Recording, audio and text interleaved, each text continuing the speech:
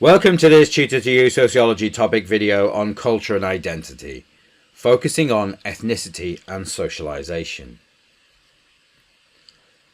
Sociologists define ethnicity as being the cultural similarities of a group, often located around a shared culture, norms, values and ideas. An ethnic group may have shared religious beliefs, celebrations and customs, and may be located based upon a specific geographical location, but this is not always the case. The process of being socialised into one's ethnic identity is quite simply how an individual learns to dress, act, speak and celebrate similar customs and rituals with people who are like them. In the most recent UK census, there were over 120 different identified ethnic groups, and not all of these identified as being from a specific location. This is where ethnicity often differs from nationality. For example, the Jewish diaspora, which has common rituals and customs, but does not always associate with a specific geographical location, for example, Israel. In this video, we're going to look at how the process of primary and secondary socialisation impact on different ethnic groups within the UK.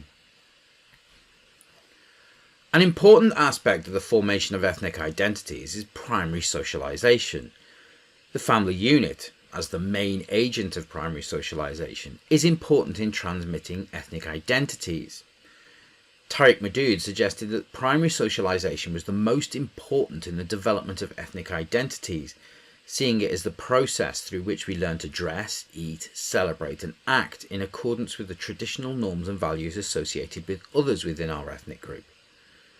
Song used the example of Chinese parents and how they instilled in their children the norms and values of their ethnic culture and how this benefited children in their education and in their careers. Anwar similarly found that South Asian parents are more likely to conform to traditional values and encourage their children to display the same collective values of family honour, loyalty and support. This enables young people to grow up with a sense of both who they are and where they come from.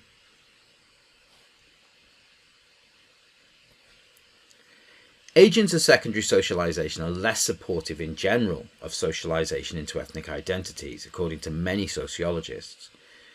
Racism in wider society and institutional racism in education, the media, employment and the legal system can leave those from minority ethnic groups feeling marginalised in society. Traditional representations of non-white ethnic groups in the media have been questioned as creating dangerous stereotypes, whilst the lack of representation in education and higher levels of employment can cause individuals to retreat and resist, as well as having negative impacts on their sense of self and their own identity. As a result, there has been the formation of hybrid identities to counter the impact of racism in wider society, although some sociologists would suggest this is less an act of resistance, as it is a form of integration into society.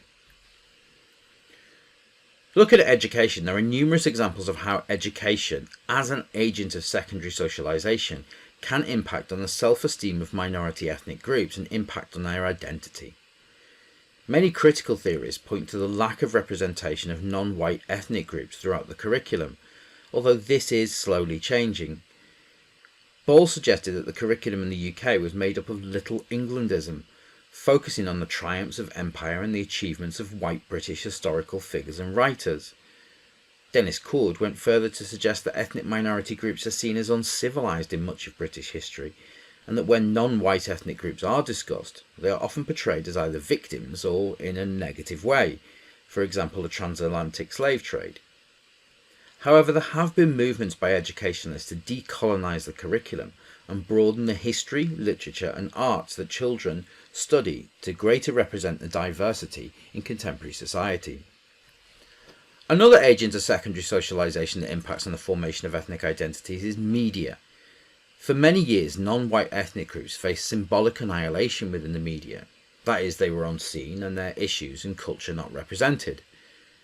When non-white ethnic groups were portrayed, Van Dijk suggests that ethnic groups were perceived as a threat to the established order of society, being portrayed as villains or antagonists. Hall suggests that these portrayals within media lead some ethnic groups to retreat from wider society and form subcultures of resistance as a result of this negative stereotyping. When examining the impacts of the moral panic of the black mugger, Hall suggests that negative portrayals of young black males marginalised these groups and led to deviant behaviours as they tried to resist police and public reactions to these stereotypes. The impact of agents of secondary socialisation on minority ethnic groups is wide-ranging, with many sociologists suggesting that the rejection faced from wider society leads to the strengthening of ties with their indigenous homeland, the development of diasporas. Communities based around those that have been displaced from their cultural homeland is an example of this, choosing to strengthen the culture of their homeland as a form of cultural resistance. Les Back suggested, however, that many younger members of minority ethnic groups have come to develop hybrid identities, choosing elements of culture from those they associate with, a term he called cultural borrowing, to represent how they live and perceive themselves in wider society. A final example was highlighted by Jacobson and later by Louise Archer, finding that young Pakistani males were more likely to identify as Muslim rather than Pakistani or British Asian, as they felt it offered them a stronger sense of self and community in doing so. The UK in recent years has become more ethnically diverse, and this is represented in the wider range of identities that appear in official statistics. The development of new hybrid identities is a trend born out of changes in the way in which people interact, form relationships, and the merging of cultural norms and values.